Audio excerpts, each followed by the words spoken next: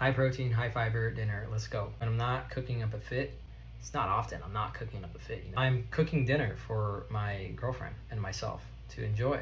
Tonight, we're making a tofu kale bowl that we've been honestly perfecting for the past couple months, and I just wanted to share it with you. So save this process if you want a nutritional, high protein dinner. I just get a block of extra firm tofu and I chop it up into nice little bite sizes, little nuggets. I usually portion half of the block for a meal.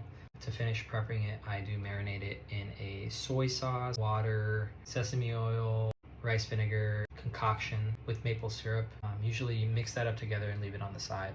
I use liquid amino. This one is from Big Palm. I think I got it from Costco. As for the measurements in the marinade, I usually just gut check it. If I feel like I want the consistency to be more thick, I add more maple syrup. If I want it to have a little bit more flavor, I add more liquid amino. It depends on how I'm feeling, but I usually have a gauge on how much I add. The purpose of this marinade is to give the tofu a bit more flavor as it cooks. The maple syrup, when you cook it, adds a caramelized effect to the tofu, making it a little bit more crispy and more savory, of course. So then I get my half batch of tofu, pour the marinade in, and let it sit for about 2 minutes. Usually when the pan's heating up is when I allow the tofu to marinate. I'm cooking with stainless steel pans. We don't do Teflon in this household. Stainless steel is usually the way to go for us, but it does take a while for it to heat up and get to the right temperature for it to get to non-stick. Usually do a water test to see when it's at that temperature. For that, the water beads and starts dancing. Once the pan's ready, I put a bit of avocado oil on it and start cooking the tofu.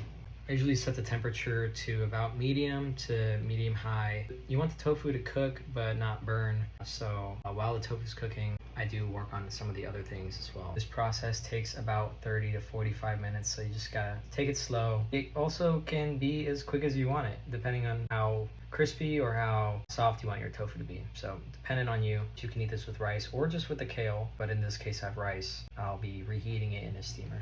For the kale, I usually drizzle over olive oil and put some salt in there just to give it some flavor, but nothing much to it. I already have a leftover broccoli. Usually you'd want 1 to 2 crowns, and I like my pieces a bit small. Helps it cook a bit more, and I would cook that alongside the tofu. My girlfriend is making some carrot salad. This is a very good recipe that she found. I usually just peel the carrots and let her do the work because how she makes it is honestly superb. And to top things off, we add kimchi, pickled onions, seasoned cucumber, just to give it a bit of oomph. Something fermented is always nice to have. That's the process. Please take this and let me know your experience with the recipe. This is a meal that T and I have been eating night in, night out. When we don't want to eat out, we just make this and it fulfills us. Let me know what you guys think. If you guys end up making it, tag me. I want to see. All right, peace.